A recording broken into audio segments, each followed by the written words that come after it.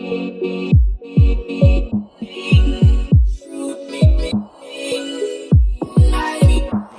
welcome back to another episode of FFB from the 50. We have some choices to make. All right, so right now, today is Friday, December 9th.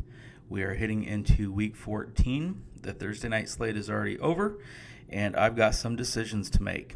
So taking a look at our leagues that I'm in, I got them all pulled up right here in front of you. I am Whirling Dervish in my Dynasty Hybrid Keeper League. Same name for It's a New Day. I am I-bombed in TJ's league. I am also I-bombed in my fantasy football league. That's that huge public league that I play in. And I am the Horseman Rides Again in the Guillotine league that I am still in. So currently in both Dynasty and New Day, I am number 1. In TJ's league, I am in 6th place. In fantasy football league, I am in 2nd.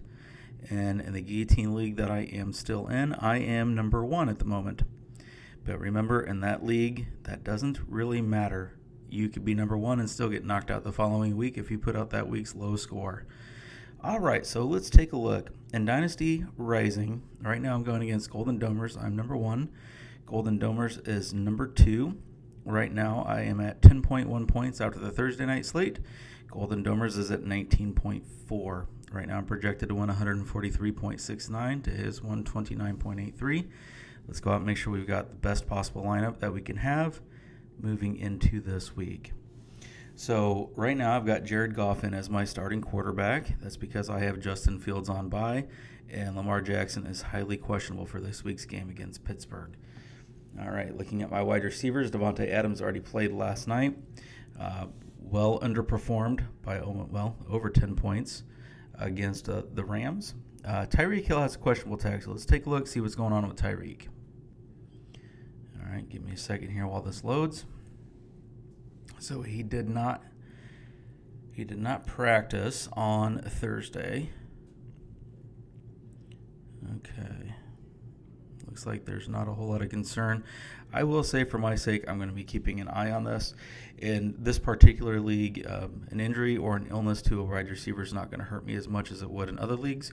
You'll see here why real shortly. I feel like I'm pretty well set up at the wide receiver spot. Obviously, I'd want to leave Tyreek Hill in if possible. He's the top scoring wide receiver of the year so far. So if I can leave him in, I'd like to. He's got a nice matchup against the Chargers. We'll come back to that, though. All right, right now for my 2 running backs, I've got an Austin Eckler and Tony Pollard. Eckler for me is an every week play. I'm leaving Tony Pollard in right now just because of the matchup against Houston. This is another one of those games where Dallas is not going to have to put up a whole lot of points to win, and Houston has been absolutely atrocious against running backs, having given up the most fantasy points to them this year. A lot of that has to do with game script. There's just not a lot of teams that have to do much in the way of passing against them in order to beat them. They just don't put up many points. So going against Houston, we don't have to worry about a negative game script. So that's fantastic. Okay. So I think I'm going to keep that way. Kelsey's the only tight end I have on my roster. Even if I had a second one, obviously I'm leaving him in.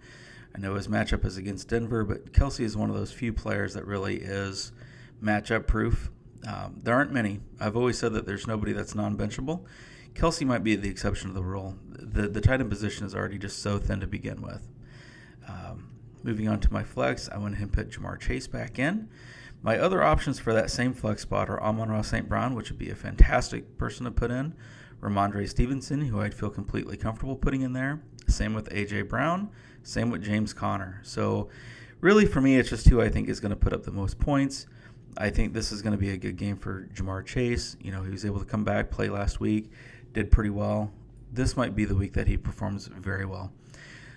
So in limited action last week, he still put up 97 yards. He's one more week removed, got his legs back under him, got some more playing time in after the injury. So I'm feeling pretty good about this matchup.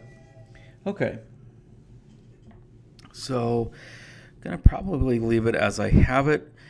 This is one of those leagues where I don't really play free agency as much as I do the other leagues because I want these guys on my roster at the end of the season. If they're not on my roster, I cannot give them a contract next year. This league is really fascinating in that each year you get 3 different contracts, and you get a 3-year, a 2-year, and a 1-year contract that you get to assign to your players. if a player is already under contract, those contracts carry over till the next year. You can use those contracts to contract new players or to extend a player already on contract. But none of that matters if they're not on my roster at the end of the season. So typically I don't play the free agency game much in this league like I do the others. Typically when I do, it's streaming my kicker and my defense. Right now, I feel like Jake Elliott's probably a good player to have as my kicker. There's not much out there. Most of the good kickers are already taken. San Francisco's defense has really turned it on as of late, and Tampa Bay's offense has just not been impressive. So I'm going to keep that the way that I have it. All right, so let's go ahead and move on to Whirling Dervish. Let's take a look at this league real quick because there is something kind of interesting that I want to show you. So in this league, I'm currently number 1 in the league at 9-4. There's 2 teams, myself and How's My Skittles, currently 9-4. But then we have 3 teams stuck at 8-5. CD's Nuts, Nathan's Neat Team, and Jordan's team. All right, so that's why you don't see any stars as far as anybody having already clinched a playoff spot. But in this league, the points for is a tiebreaker. So even if I lose and fall to 9-5, and let's say that Nathan's Neat Team, Jordan's team, and CD's Nuts all win, and they're also at 9-5, the points do matter. So in order, even if I lose, in order for somebody else to take me and bump me out, all 3 of those players would have to outscore me by, almost 200 points, which is probably not going to happen. So I feel relatively confident that my playoff spot is secure in this league, which is good because I am just not feeling my roster for this week. So let's take a look, see what we got. Patrick Mahomes is my quarterback. I'm going to keep him in. I know the matchup is not that great against Denver. But again, Denver's defense has not been playing as well as of late. The Bradley Chubb trade really kind of shook up that defense. Justin Jefferson is staying in as my wide receiver 1. I've got Debo here with another questionable tag. This is the same injury that he sustained before he came in and actually played last week. Didn't end up doing too bad, so I think I'm going to probably keep him in. The injury to Elijah Mitchell, to me, really kind of boosted Debo stock. If he's healthy, he's one of those players, obviously with his talent, you want to keep him in if you can. So I think I'm going to leave him there. Tony Pollard, again, with his matchup against Houston, I'm just really excited about that. DeAndre Swift has finally found his way back into my starting roster, which is fantastic.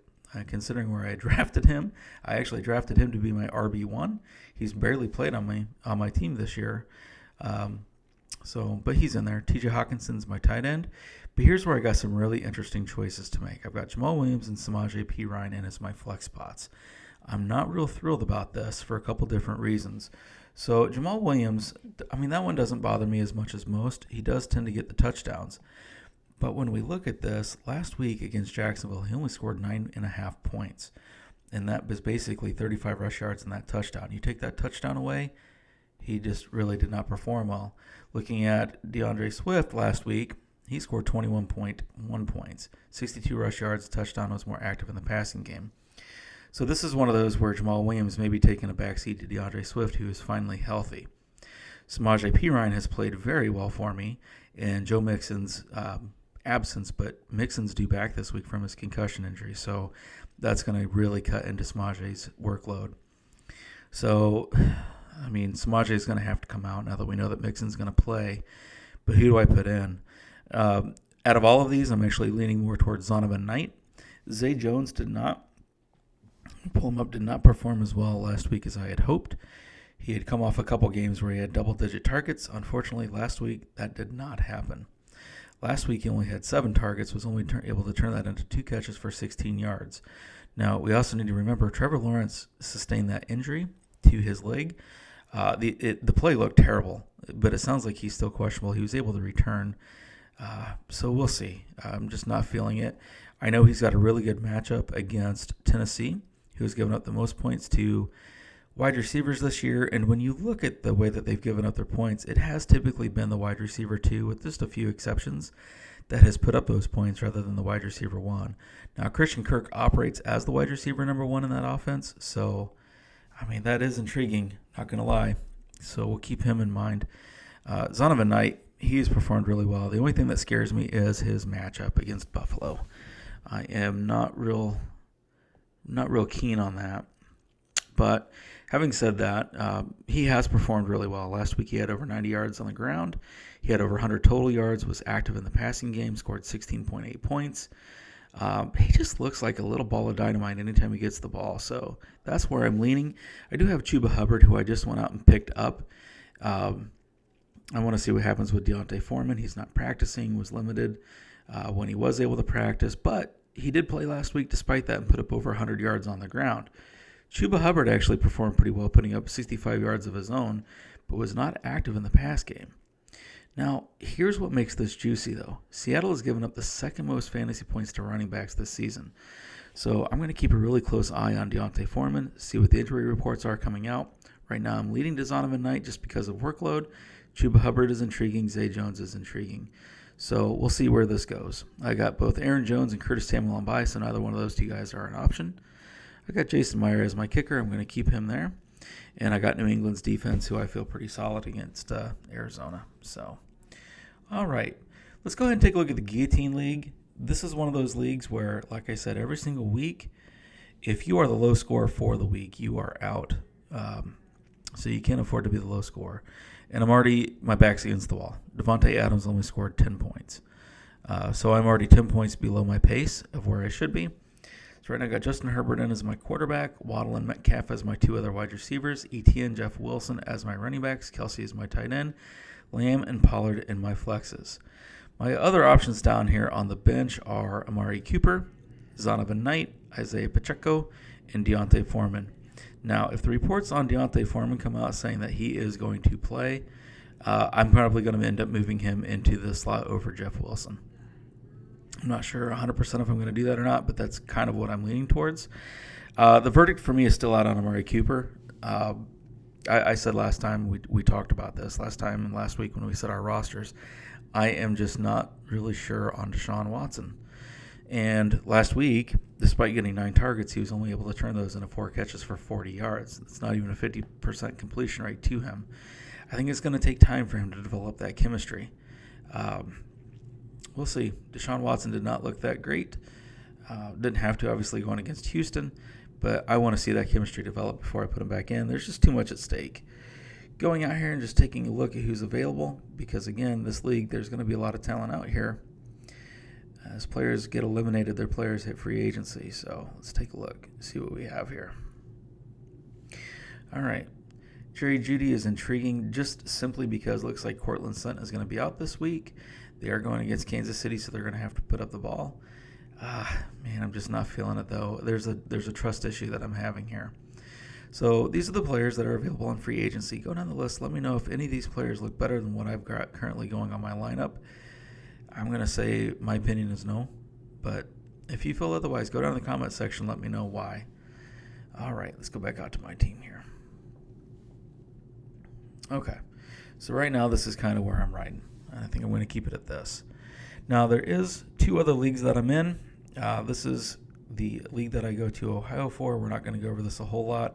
I am on the outside looking in. I'm in 6th place. I'm going against Jordan's team. We have the same record. He's currently in 4th, so I guess it's possible. But this league, I've already lost 3 players for the season. I've lost Michael Thomas. I have lost Javonte Williams. And I'd have to take a look at my initial lineup to see who else I lost for the season, but it's just been brutal. Injury after injury after injury. Look at all those buys this week. There's really just not a whole lot to talk about. So the only switch that might happen is if Deontay Foreman does look like he is out, I will go ahead and put Jeff Wilson into that flex spot. There is really nothing available on free agency at the moment in this league. So, but yeah, what a disappointment. It's been tough in this one. Yeah. Okay. And then the other league that I'm in is this big public league. I actually have a bye because I clinched the number 2 spot, so I'm not even worried about scheduling or setting my lineup for this week. It does not matter. I'm not facing anybody. Okay, folks, if you could go down to the comment section, let me know, looking at my rosters, what you would do going into this week's matchups. Let me know if there's a player you like on my bench more than one of my starters, but also let me know why. Defend your position. If you don't mind, give this video a like. It costs you absolutely nothing. Subscribe to this video or subscribe to my channel. Cost you absolutely nothing. There's no obligation, but both of those things help me out a great deal. The YouTube algorithm absolutely loves likes, subscribes, and comments. They see that as engagement on the video. They tend to promote it. So if you could, I would really appreciate it. And hey, until next time, see ya.